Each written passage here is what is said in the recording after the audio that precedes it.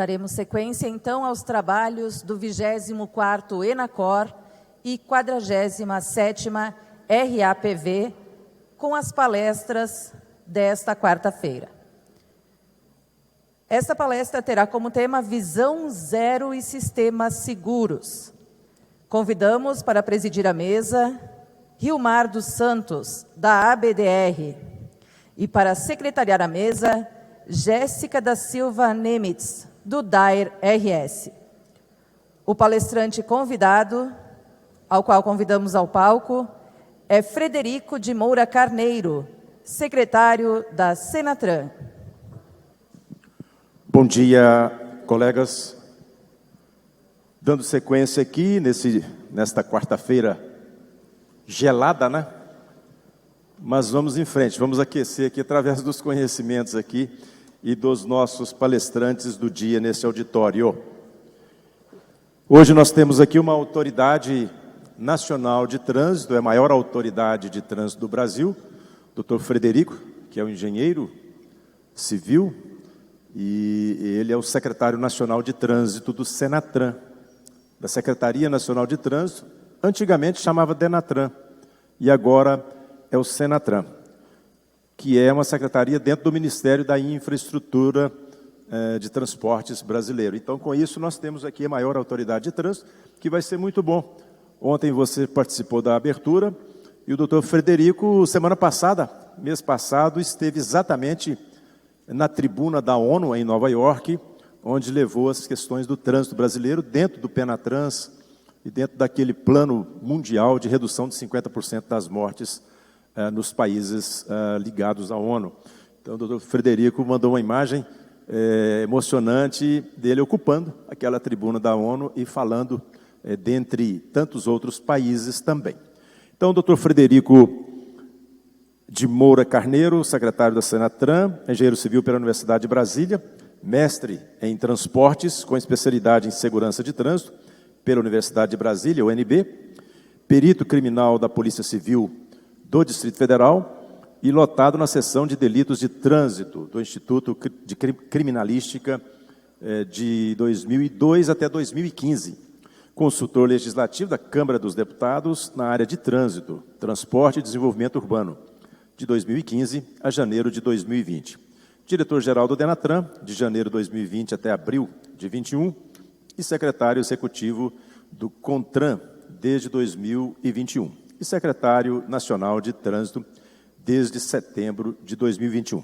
Com a palavra para a sua apresentação, que é a palestra P01, Visão Zero e Sistemas Seguros. Pois não, doutor Frederico.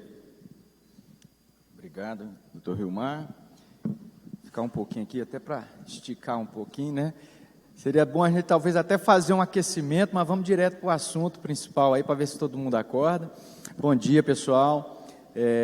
Imagino que, né, a maioria, se não todos, aí estavam conosco ontem na abertura.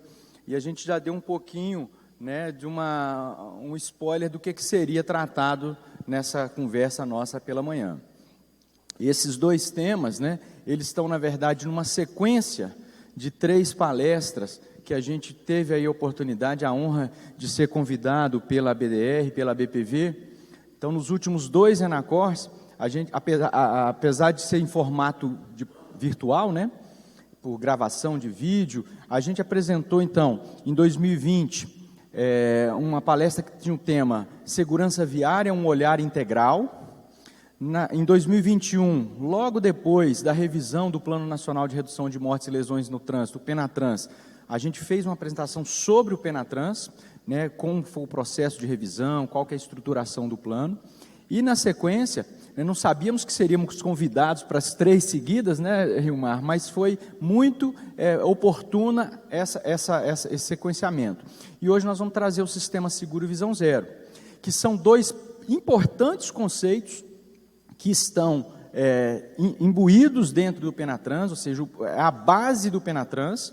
São conceitos que já vêm sendo desenvolvidos na Europa, sobretudo na Suécia, desde 1997.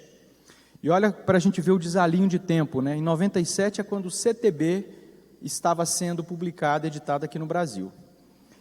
Então, aqui é mais ou menos um pouquinho da agenda que nós vamos percorrer aqui nessa manhã, né? Vamos fazer uma contextualização global, abordar um pouquinho da questão da sinistralidade de trânsito, é um termo que tem sido, né, a gente está buscando essa conversão, não mais falar em acidente, mais em sinistro, entrar um pouquinho sobre o conceito de sistema seguro, visão zero, os princípios que estão baseando esses sistemas, a proposta de mudança de paradigma, e aí é um pouquinho daquilo que eu falei ontem, né, com vocês, né, a gente precisa enfrentar isso, esse é o nosso convite, fazemos aqui, inserir a questão do visão zero dentro do Penatrans e falar um pouquinho mais sobre ele.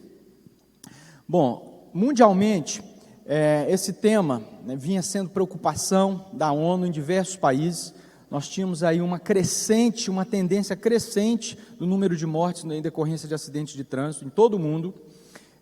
O Brasil não era diferente, né? A curva era uma inclinação crescente.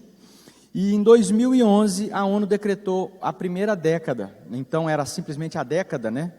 Não se imaginava que teríamos a segunda, mas era a década de ações voltadas para a segurança no trânsito, com um objetivo muito ousado de reduzir em pelo menos 50% o número de mortes em decorrência de acidentes. Isso então foi feita uma resolução da ONU, até então de 2011 a 2020. Chegando em 2020, percebeu-se que os objetivos na grande maioria dos países não foi alcançado, mas trazendo para o lado brasileiro, a gente tinha então uma tendência de inclinação, de curva crescente, né? A partir de 2014, isso 2012, 13 foi estabilizado, e de 14 para cá a gente tem quedas sucessivas no número de mortes e lesões no trânsito no país. Mas ainda batemos a faixa de 32 mil mortes por ano de acidente. É como se caísse um avião a cada 2 dias. Quando cai um avião a gente assusta, né? Mas, ou seja, quando é a conta-gotas, isso vira banal, vira normal. Então, propôs-se uma segunda década de ações para a segurança no trânsito, com os mesmos objetivos de reduzir em 50%. E como é que era o cenário brasileiro?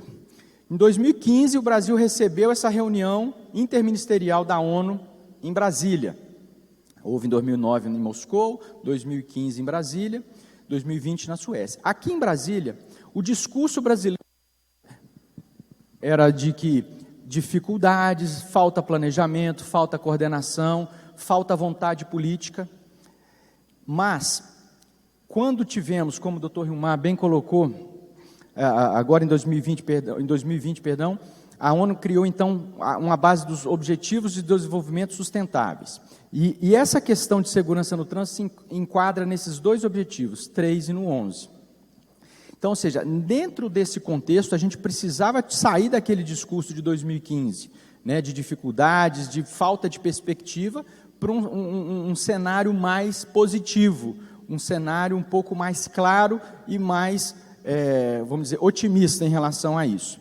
Então, foi quando o Dr. Hilmar mencionou, no dia 30 de junho, estivemos lá na reunião de alto nível sobre segurança global, dentro da Assembleia Geral da ONU, e a oportunidade de apresentar o Penatrans para o mundo.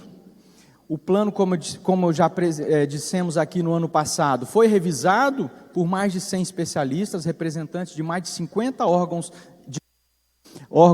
públicos e não governamentais, especialistas. A ABDR esteve presente entre esses especialistas, revisando cada um dos pilares.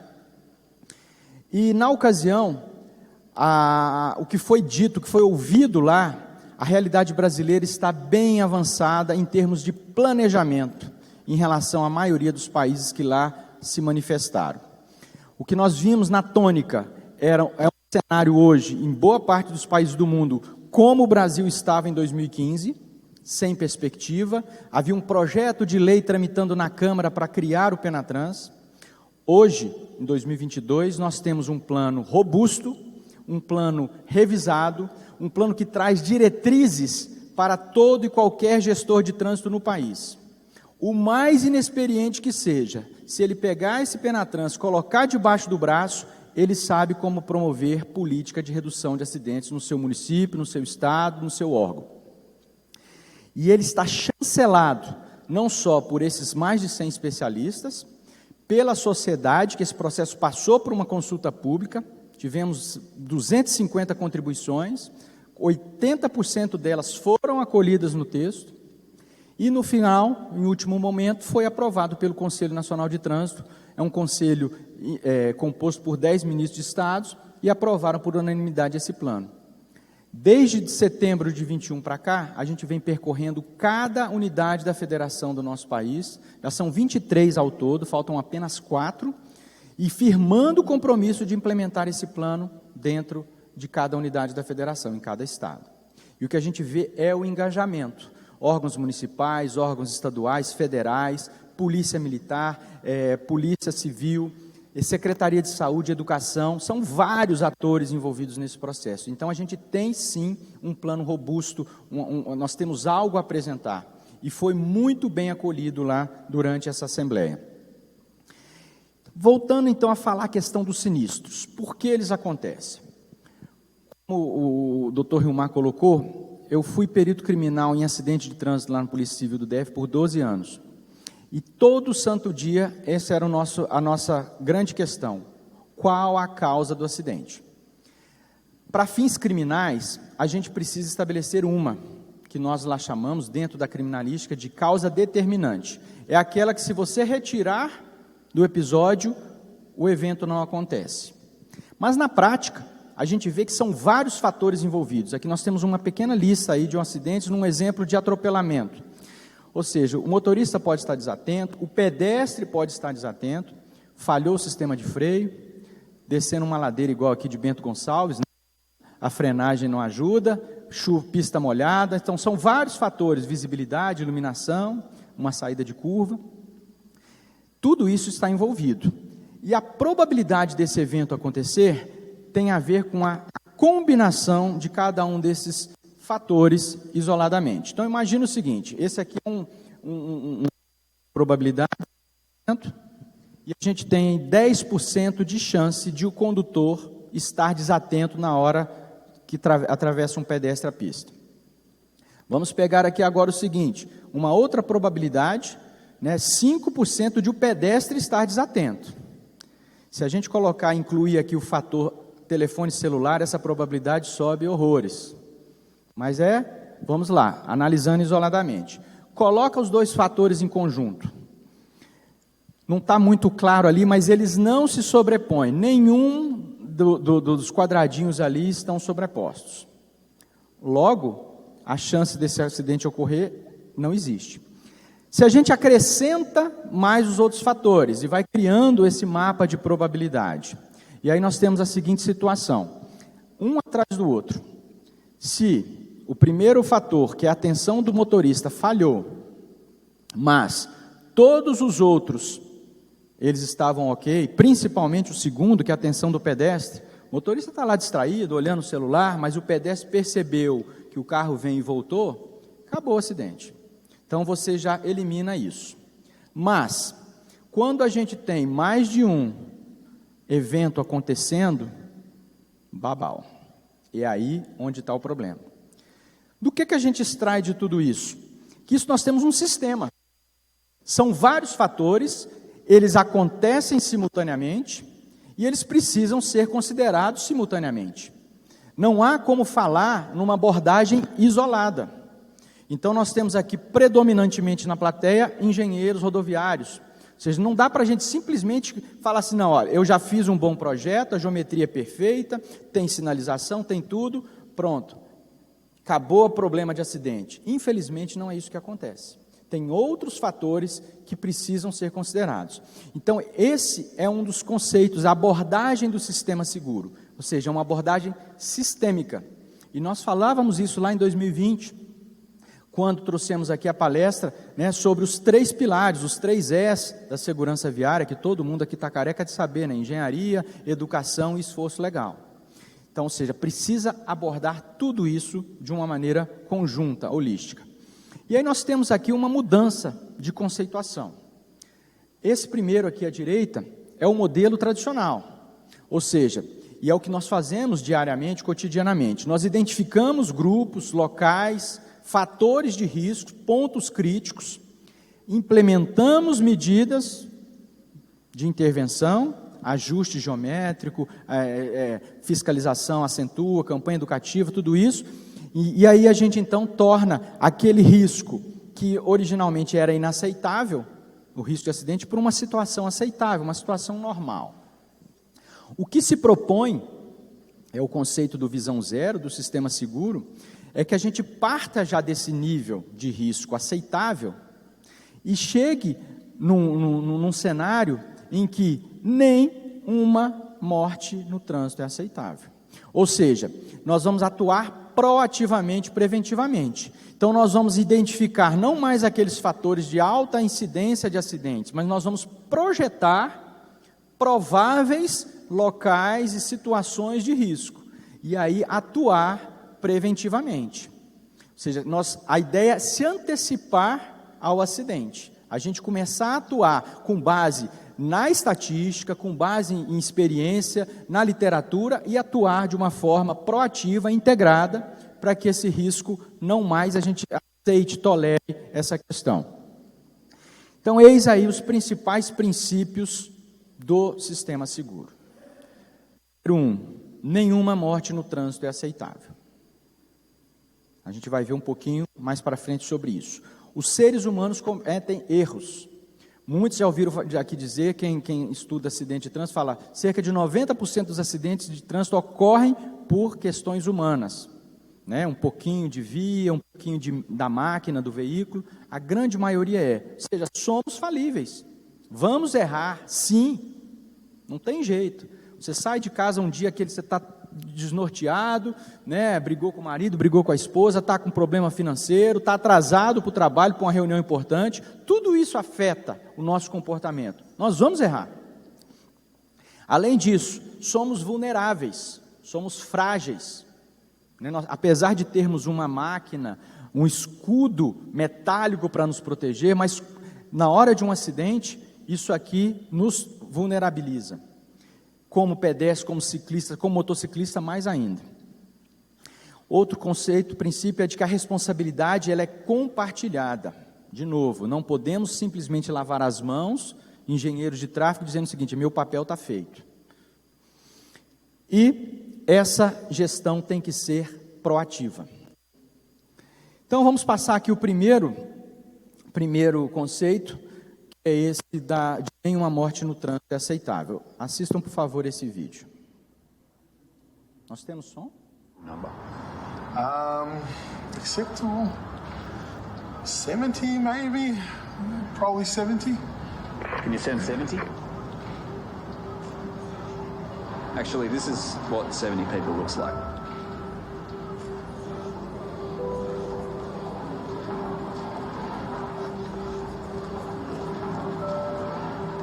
Family. So now what do you think would be a more acceptable number? 0. 0.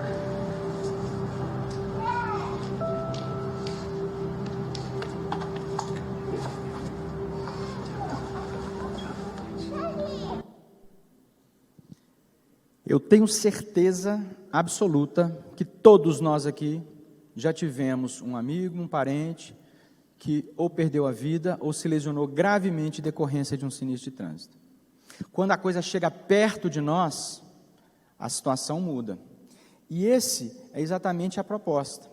Ou seja, a gente partir do nosso ambiente familiar, ou seja, quando isso acontece aqui, a gente começa a gerar, olha, vamos, meus amigos, vamos mudar o nosso comportamento.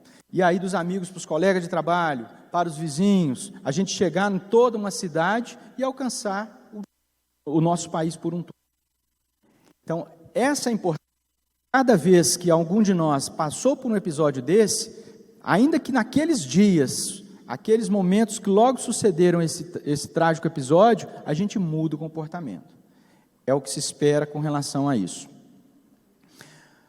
O segundo princípio, ele tem a ver com que nós cometemos falhas, erramos. Vamos ver situação como essa. Reporter Astrid Randen Utfordringen med å få unge i arbeid er så stor at den ikke kan overlates til myndighetene alene. Flere bedrifter må nå ta mer samfunnsansvar, sier hotellkongen Petter Stordalen. Over 70 000 unge er virksomhet eller utdanning. Eu não seria cruel com vocês trazendo um resultado negativo aqui. Então, para vocês verem, o ser humano falhou em um momento, mas o outro ajudou e a máquina ajudou. Então, tem um pouco a ver disso. A gente precisa respeitar esse erro humano. A gente precisa perdoar esse erro humano. E somos vulneráveis, somos frágeis. Quem aqui já teve a oportunidade de assistir um crash test, ao ver o que acontece com esses bonecos, que representam peso, com compleição, estrutura de um ser humano. Isso aqui realmente é como se fosse uma pessoa mesmo ali dentro. É impressionante o que acontece com a gente dentro de um veículo durante uma colisão. Sem falar no caso do atropelamento, que é pior ainda. Então a gente precisa usar a engenharia a nosso favor. Daí a importância, mais até para engenheiros automotivos, de se projetar veículos com qualidade. Nós, reguladores da técnica veicular, ser mais exigentes, ou seja, trazer a indústria para a incorporação de novos elementos de segurança. E ainda dentro dessa nossa falibilidade, é a questão da percepção do risco. Ou seja, nós temos aqui uma imagem com a cena de uma cidade qualquer, mas nós negligenciamos o risco de um acidente. Ou seja, uma travessia descuidada, está lá um cachorrinho, criança ali, mas quando de fato esse cenário pode se transformar nesse. Ou seja, às vezes o asfalto pode se tornar ali realmente a nossa sentença de morte. Então, essa percepção ela não acontece, não é evidente. A gente negligencia isso, principalmente a questão relacionada à velocidade. Como engenheiros sabem muito bem, todo mundo já viu essa formuleta aí. Ou seja, o que ela representa? O incremento de velocidade, ela resulta no quadrado da energia. Então, é muito importante essa questão da velocidade. Então, a gente quando fala, principalmente assim, em oferecer trafegabilidade, fluidez no trânsito, a gente proporciona vias que permitem uma velocidade maior no veículo, mas ela diminui a possibilidade de reação, o tempo de reação, e quando o acidente acontece, a colisão acontece, ela agrava quadraticamente a energia, as lesões na pessoa. E às vezes essa percepção assim, de veículo a gente não tem, mas essa é uma associação. 80 km por hora corresponde mais ou menos a uma queda do 9º andar. E aí a gente vai trazendo, ou seja, 65 quando é um 6º andar, 50%, e aí vai. Então, isso são alertas importantes que a gente precisa incorporar esses fatores de risco na gestão do trânsito. E aí, quanto mais exposto está essa pessoa, maior é o risco de morte. Então, ou seja, numa colisão com pedestre ali, 40%, nós estamos falando em 60% de chance dessa pessoa perder a vida. Obviamente, quando a gente tem um impacto lateral, isso é menor, o impacto frontal é maior. Então, ou seja, a gente tem essas variáveis aí sendo consideradas na questão da velocidade. E aí, quando vem essa imagem, ou seja, uma rodovia nos Estados Unidos, em que o limite é 64 km por hora, você vê que nós temos aí poucos acessos, elas são as faixas de sentido contrário são segregadas por meio de uma barreira, Nós temos às vezes numa mesma via, com condições totalmente diferentes, com o mesmo limite de velocidade. Então aí é o papel do gestor, vai definir os limites de velocidade daquele trecho, daquela via, ter essa atenção em relação a isso, e precisamos compartilhar essa responsabilidade entre todos. E aí a gente falando em compartilhamento, esse vídeo expressa bem um pouquinho sobre o que se espera disso. All together? Mum, please no. Day Possum?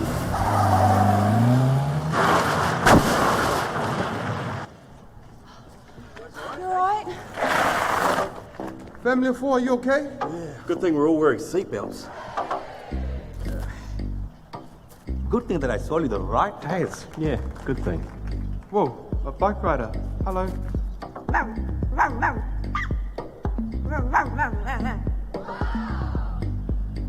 Good thing we put this barrier in, team. Good thing we help keep your speed nice and safe around here.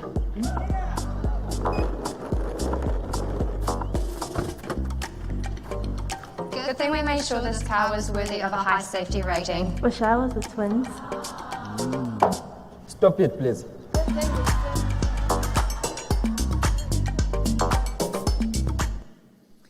Você vê que todo mundo tem um papel nesse caso.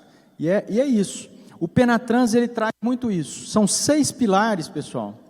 Cada um está representado aqui. Nós temos um pilar de gestão, ou seja, de todo esse, que coordena todo esse processo. O pilar número 2, que fala de vias seguras, então são engenheiros rodoviários, engenheiros de tráfego.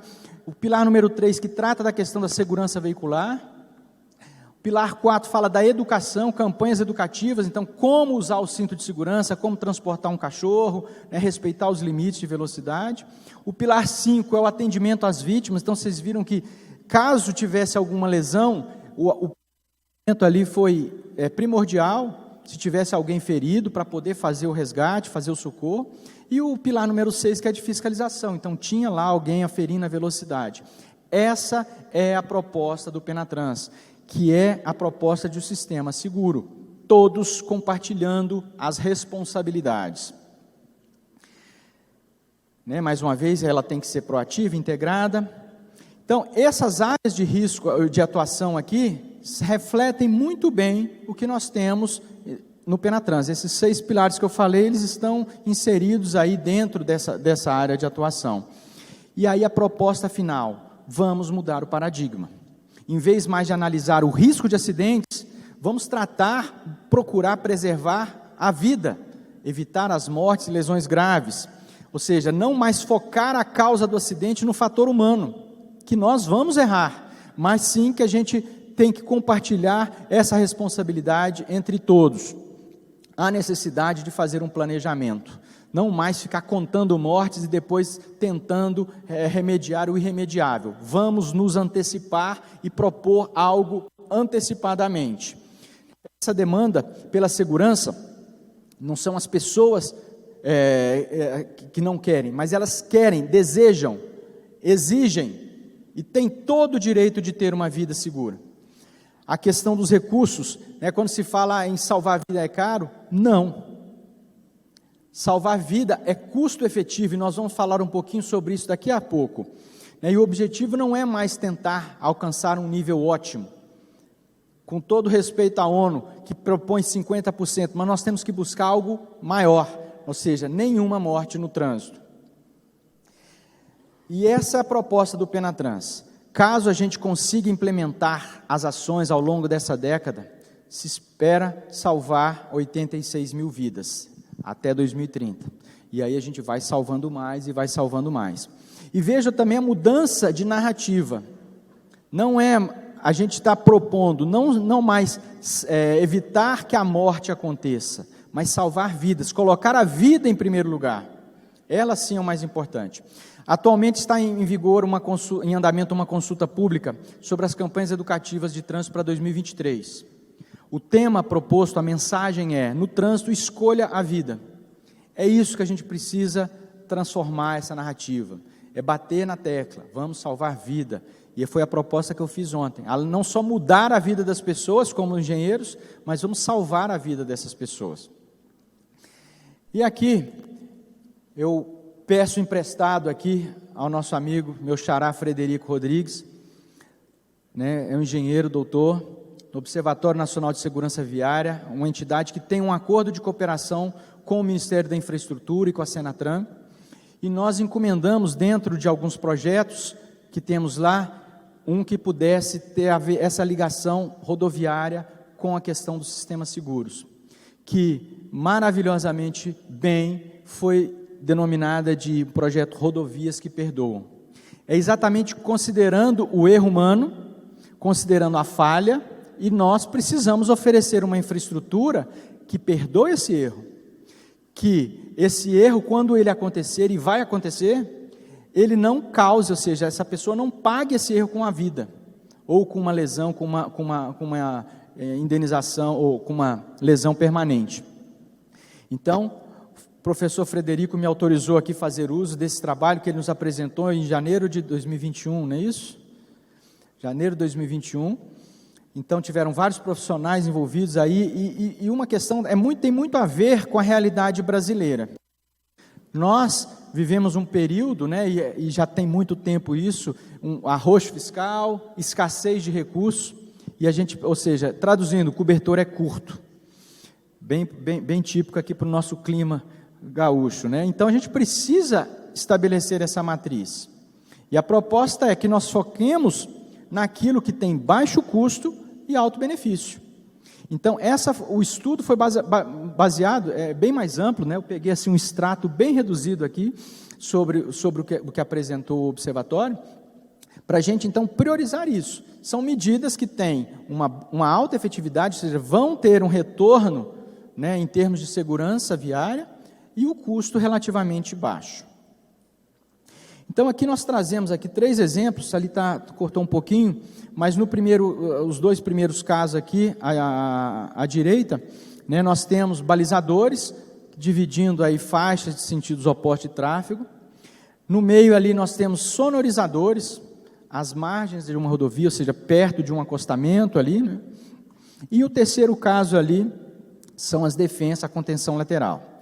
E esses dispositivos, eles têm aplicação, o primeiro, né, em colisão frontal, e o segundo, uma saída de pista, que foram dois aspectos aí, 2 situações de alta ocorrência, né, em rodovias aqui no país, em todo o mundo, e a gente precisava tratar essas 2 situações, uma que é a colisão frontal e a outra a saída de pista.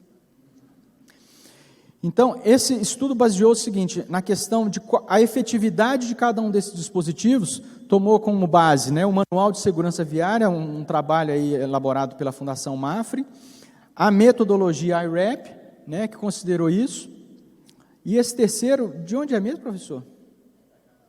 FHWA dos Estados Unidos. E aí, então, para cada uma dessas situações, criou-se, então, 3 cenários. Cenário A é apenas o caso de colisão frontal, né? O cenário B é uma saída de pista com objeto fixo, e o C também. E aí nós variamos a utilização de cada um daqueles dispositivos. Então, aqui nós temos aqui deixa eu ver se é o próximo, é esse aqui mesmo, desculpa.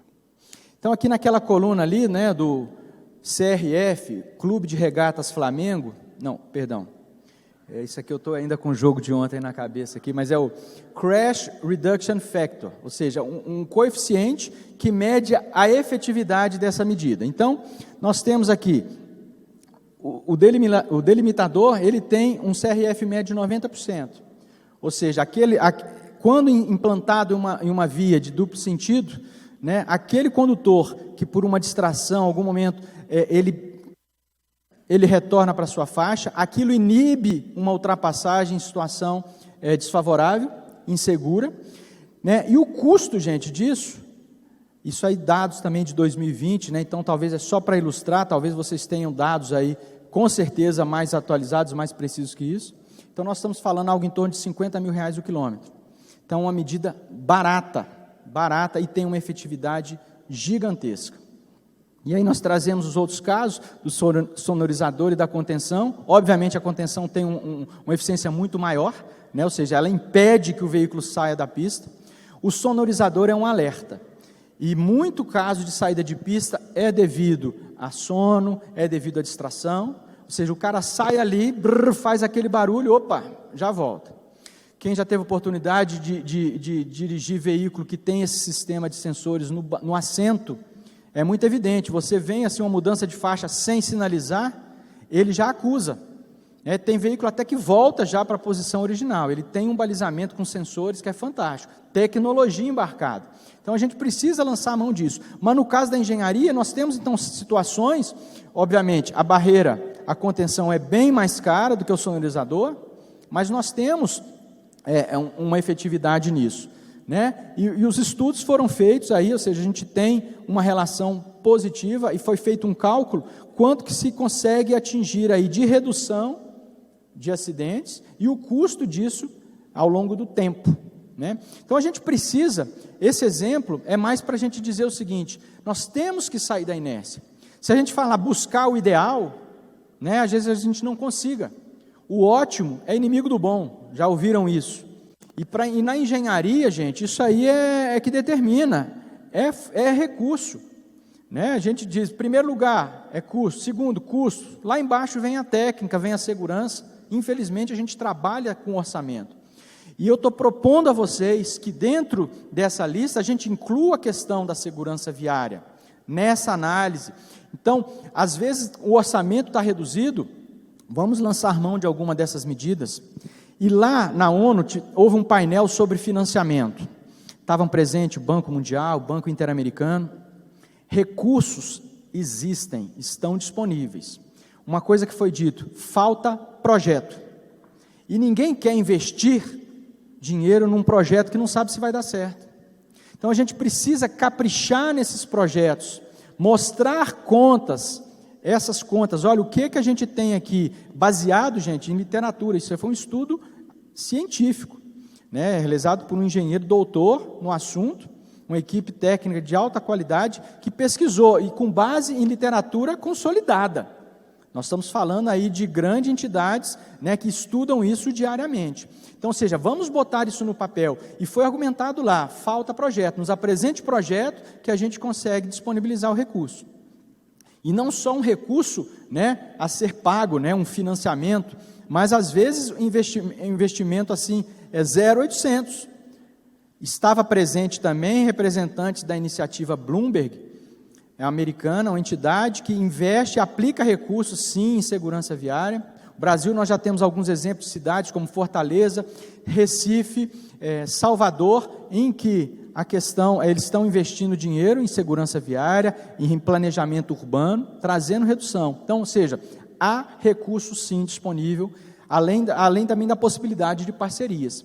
Então, é isso que a gente precisa. O Brasil, como eu disse ontem, está saindo, está atravessando essa crise. E nós temos um fator que é muito importante, é a criatividade. No Ministério da Infraestrutura, a gente vive isso aí durante esses últimos anos, e era sempre o ministro Tarcísio, agora o ministro Marcelo Sampaio, nos cobrando, sejamos criativos. O recursos do DENIT, né? O general diz com mais propriedade ainda, o general Santos Filho, mas, ou seja, vem reduzindo ao longo do tempo. Esse ano a gente teve menos de 8 bilhões de reais disponível para o DENIT, ou para todo o Ministério. Ontem o doutor Luciano Faustino citou 1,6 bilhão aqui para o DAER do Rio Grande do Sul. Então, ou seja, nós temos proporcionalmente um recurso muito mais disponível aqui, mas a gente o que tem feito? Primeiro, entregar os ativos à iniciativa privada. Vamos conceder um programa muito forte de concessão, ou seja, para a gente poder botar capital privado nisso, trazendo qualidade, melhoria nas nossas estradas, nas nossas rodovias. Trazer para cá também, quem sabe, o privado para trabalhar na conservação, manutenção, recuperação, restauração de rodovia. Isso é questão simplesmente de fazer conta, ou melhor, saber quem vai pagar a conta. Mas é questão de se discutir. Não se espera, a doutora Luciana ontem colocou num fórum que nós tivemos, não se espera elevar o nível, o padrão de qualidade das rodovias brasileiras? Precisamos investir, precisamos ter essa criatividade. O DENIT está fazendo uma classificação de toda a malha federal, com base na metodologia IRAP. Então, já temos 60% de rodovias classificadas, né, com a classificação com estrelas. Esse padrão 3 estrelas mínimo é o que está sendo exigido já nos modelos de concessão desenvolvidos lá pelo Ministério da Infraestrutura. Nós não podemos exigir nada pior que isso. Temos que levar a régua, subir esse padrão. Temos conhecimento, temos profissionais qualificados, vamos usar a criatividade, imprimir esses projetos, essas intervenções dentro dos projetos rodoviários. Mas isso precisa de tempo, né? A gente tem que mudar essa cultura. E por isso, para incutir melhor esses conceitos dentro dos profissionais, né, de segurança viária no país, a gente buscou parceiros, a gente trouxe a Embaixada da Suécia para cá, para trabalhar conosco. Firmamos um protocolo de intenções em 2020. Em 2021, nós ofertamos o primeiro curso sobre Visão Zero. Foram 150 vagas para diversos especialistas. Tivemos engenheiros lá do DR, DF participando, doutor Maurício participou, doutor Rui participaram. Fizemos a segunda turma no primeiro semestre, e agora em setembro, dia 26 de setembro, vai iniciar a terceira turma sobre esse conceito do Visão Zero. Nós vamos divulgar, tá? Serão novamente 150 vagas, estão abertas aí a todos, são limitadas, mas a gente faz aí um processo, né, de seleção dos currículos, a gente vê qual que é a aplicação, o órgão que trabalha esse interessado. Então acompanhe as publicações da Senatran e do Ministério da Infraestrutura nas redes sociais e no portal de serviços. Lá a gente tem essa informação sempre sendo divulgada. Nós vamos divulgar junto à BDR para que vocês possam ter conhecimento disso. E já antecipando, fala assim, pô, mas isso é coisa da Suécia, cara, isso aqui no Brasil não funciona não, aqui a gente tem outras dificuldades, outras realidades, mas nós precisamos trabalhar sim com isso. Isso quando começou em 97 na Suécia, certamente alguém disse, não, isso aqui não funciona não, isso aqui é utopia, mas nós precisamos trabalhar dessa forma, martelando com 1, com 3 e levar isso para adiante. Novamente, não se espera subir o padrão das rodovias e vias brasileiras, reduzir o número de mortes, nós precisamos trazer esse conceito. E para finalizar, esse videozinho que mostra bem o que é isso, bem o que a gente tem condição de fazer, ou seja, depende de cada um de nós. Você conhece o Visão Zero? Esse é um conceito que entende que a vida é prioridade e que nenhuma morte no trânsito é aceitável. Até porque o trânsito não se trata só de carros e motos, ele se trata de gente, e é por isso que precisamos falar sobre vidas. A gente sabe que por melhor preparado que as pessoas estejam, todos podem cometer erros, mas isso não deve resultar na morte de ninguém, nem na sua, nem de um parente ou um desconhecido. Mas para isso acontecer, todo mundo tem que fazer sua parte, viu? Além da conscientização de motoristas, ciclistas e pedestres, nós também precisamos do comprometimento dos engenheiros, gestores, políticos, de todos. E a gente não está fora dessa. Pode deixar que a Senatran está comprometida com Visão Zero, levar segurança para todos os brasileiros, todos os dias.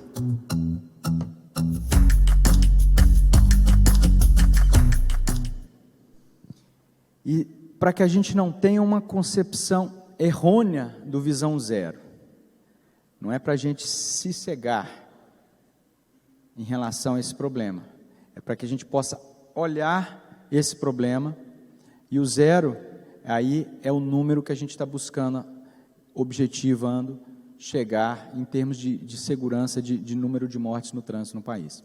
E aí é o convite que eu faço mais uma vez a todos, né, para que a gente, em vez só de mudar a vida das pessoas, a gente salve a vida das pessoas.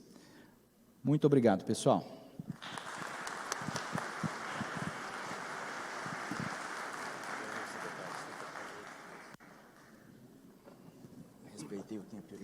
Bom dia a todos.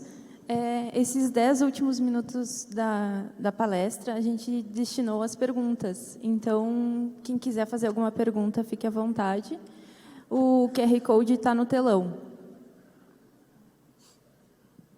Antes que vocês iniciem as perguntas aqui, para a Jéssica, eu quero fazer uma pergunta, doutor. Nós somos rodoviários, eu estou nisso há 38 anos, que eu estou sobre a pista.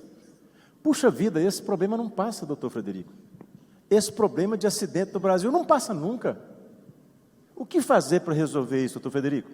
Você que é a autoridade máxima, eu imagino como é que você não fica à noite com esse peso enorme do trânsito brasileiro e sem uma saída rápida. Eu pergunto, como que nós vamos fazer com esse problema para ser resolvido? Uma pergunta simples, né, para um problema complexo. Eu dou uma resposta simples também para esse mesmo problema.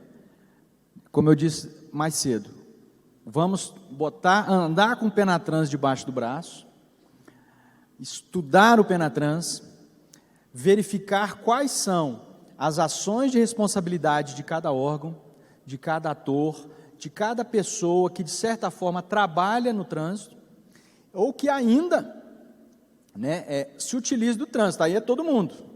Então, ou seja, como cidadãos, a gente precisa respeitar a legislação, e aqui eu boto 3 ou 4 principais aí, pontos aqui, chave: limite de velocidade, evitar combinação álcool e direção, uso do aparelho celular e equipamento de segurança, capacete para o motociclista, o cinto de segurança para o ocupante de veículo. Se a gente ficar nisso aí, Rilmar, a gente já consegue reduzir sobremaneira, como cidadãos. Mas aqui nós estamos com uma plateia qualificada. Aqui nós estamos trabalhando, conversando com profissionais que atuam na engenharia rodoviária. Então, dentro da competência, da atribuição de cada um, o Penatrans traz essas atribuições, essas ações. Então, vamos lá. Foque, pilar número 2, vias seguras. Estudem ali, tem ali atribuições do órgão rodoviário, tem atribuição do órgão municipal, tem a atribuição dos projetistas, das universidades. Aí a gente traz muita coisa, tem muita coisa a abordar. Então, qualidade dos projetos, né, uso de novas tecnologias. Então, vocês vão ter aqui 3 dias aí pela frente, trocando experiências sobre qual é o melhor tipo de asfalto, melhor tipo de sinalização, a qualidade da infraestrutura, tudo isso vocês vão discutir aí ao longo desses dias. Vamos trazer isso para o nosso cotidiano, né? A questão também da qualificação e capacitação desse profissional. Então, quem é de universidade, professores, vamos oferecer cursos. Falta engenheiro de tráfego aí, né? A gente vê na engenharia, quando há um crescimento, um desenvolvimento econômico, sobretudo alavancado pela engenharia, faltam bons profissionais. Então, a gente precisa, as universidades, oferecer mais cursos, pós-graduação, né, melhorar essa qualificação do engenheiro rodoviário, do engenheiro de tráfego, não só porque tem gente aqui que também atua em área urbana, né, e também é um problema muito sério, e aí lidar com isso, essa movimentação de pessoas ali é muito intensa, né? Então a gente precisa conhecer. E um outro conselho é esse: vamos conhecer o Visão Zero. Participem do próximo curso. Vamos começar a trazer esses conhecimentos aí para o dia a dia de vocês. Então, pega a cartilha do Penatrans, resultado positivo, eu garanto. Nós temos aqui uma pergunta. Vamos lá.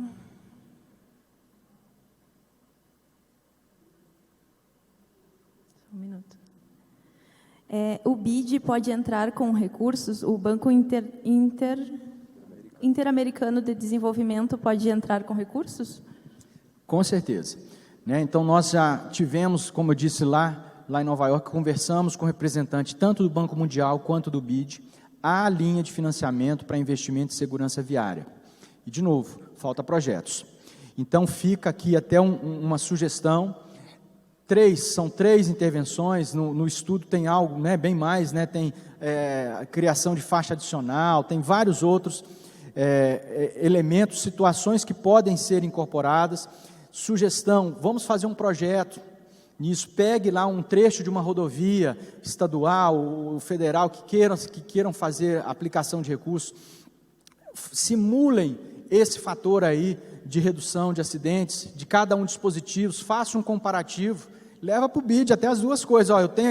Eu tenho um custo aqui para uma barreira de defensa metálica, custa X milhões, e tem uma outra só com sonorizadores. Vamos avaliar. Nessa aqui a gente vai ter uma redução de acidente de tantas X mortes. Isso representa um custo de tantos bilhões de reais aí por ano, ou ao longo de uma década. Vamos jogar para cima um horizonte, que eles trabalham com horizonte, né, de longo prazo, e vamos apresentar projetos. Isso tem casos que estão sendo avaliados.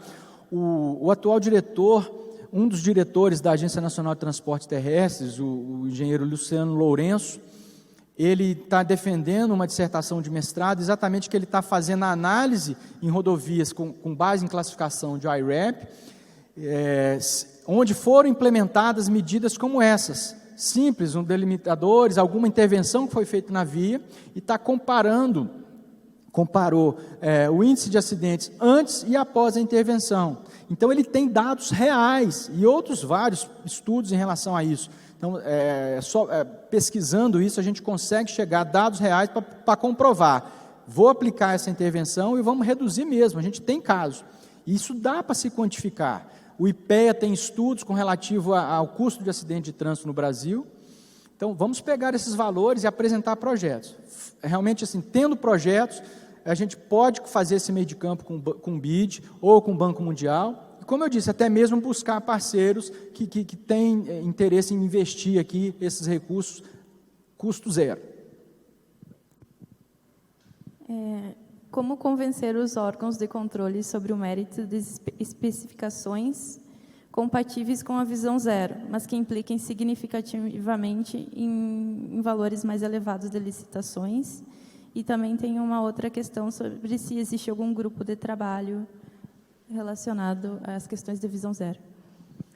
Bom, vamos lá. O órgão de controle é um calo na vida de qualquer gestor. Eu lembro de um gestor, um secretário de obras lá do Distrito Federal, o engenheiro Davi Matos, num evento no Tribunal de Contas do DF. Eles estavam, era uma semana de auditorias, então eram eventos festivos do tribunal e convidaram, né, a Secretaria de Obras. Eu estava trabalhando na Secretaria de Obras nesse período, e a fala do secretário, Davi, foi muito marcante para mim, que ele disse o seguinte, que todo contrato, todo documento que ele assinava, o Paulo Costa está ali com a gente, lembrando daquela época, ele vai lembrar desse fato. Todo documento que ele assinava, ele sentia uma espada bem pontuda, bem afiada na cabeça dele, escrita em cima, Tribunal de Contas. E ele olhava para a gente, né, que éramos os técnicos que auditavam os documentos, ele, posso assinar isso aqui? Eu falei, pode assinar, secretário, e ele assinava. Né, mas era assim, então, ou seja, a gente fica sempre com esse receio do Tribunal de Contas. Há quem diga, tal do famoso apagão das canetas, né, que o gestor, tão receoso de poder assinar e atestar obras, atestar projetos, fica por conta disso, tamanho esse controle. Mas nós somos técnicos, nós temos conhecimento, então existe sim metodologias, literatura, nós temos base científica para atestar isso. Então, havendo boa-fé, né, havendo vontade política e conhecimento técnico, esses projetos são defensáveis sim, são discutíveis sim. Então, Tribunal de Contas, olha só, não, mas não é assim que funciona, você está exagerando. Não, vamos lá, vamos rebater. Somos profissionais, temos conhecimento. Às vezes, o Tribunal de Contas, um auditor que está ali analisando aquele projeto, ele tem aquele projeto para fazer, né, um mês todo para analisar. Nós, gestores, temos lá uma penca. E é o político, o governador, né, o prefeito, vamos lá, cadê que você solta essa licitação? As situações são bem desfavoráveis, mas assim, eu acredito na técnica, né, eu sou um gestor técnico, assim como todos vocês, então a gente tem que confiar nessa técnica, a gente tem que realmente se basear em elementos científicos, em estudos, para a gente assegurar isso aí. E com relação ao grupo de trabalho, a gente está desenvolvendo esses cursos, promovendo esses cursos, mas eles estão sendo, a ideia é que a gente forme multiplicadores. Cada um dos 300 que até agora já cursaram esse conteúdo, eles se comprometeram a divulgar entre o seu trabalho, né, no seu ambiente de trabalho, e a gente promover isso aí. A ideia é difundir cada vez mais. Então, que esses conhecimentos, eles sejam compartilhados, né? E está no Penatrans, mais uma vez, o Penatrans pegar tudo isso aí, por trás dele, de cada ação, estão esses conceitos aí de sistema seguro e de visão zero. Vamos lá.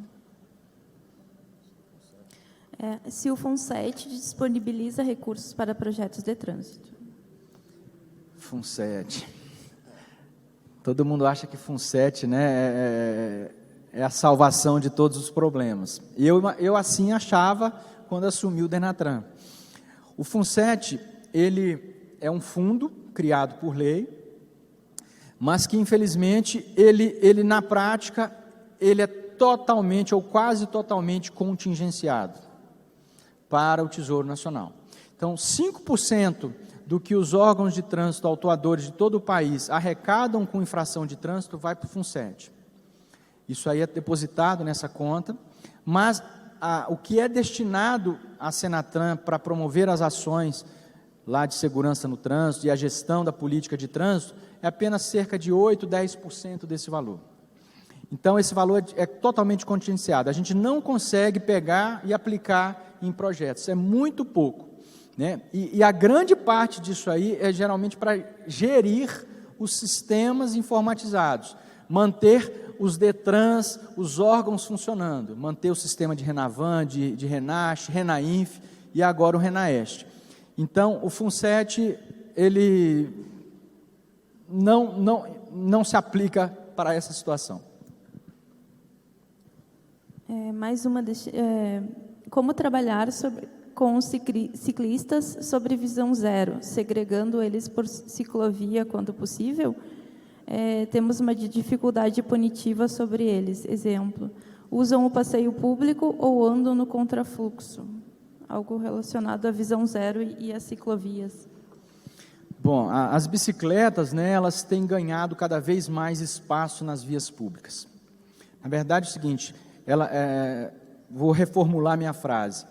Elas têm demandado cada vez mais espaço nas vias públicas, porque infelizmente a oferta de espaço adequado, ciclovias, ciclofaixas ou ciclorotas é bastante reduzida.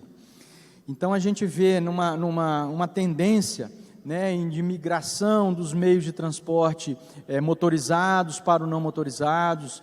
Aí a gente vê muito a bicicleta, o patinete, o mesmo pedestre, né? Não só por questões ambientais, mas por questões de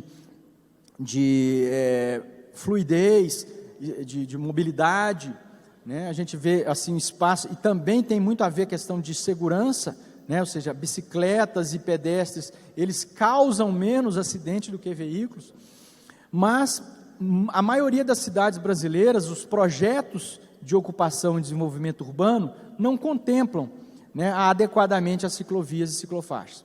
E mesmo em rodovias, a gente vê então, por exemplo, muitas rodovias, sobretudo no interior, né, região Nordeste, por exemplo, tem muito disso, o fluxo de ciclistas, né, os animais, os jegues de antigamente, eles estão mudando para as cinquentinhas ou para as bicicletas, e a gente precisa acomodar esses atores, esses personagens do trânsito também em um sistema, uma infraestrutura segura.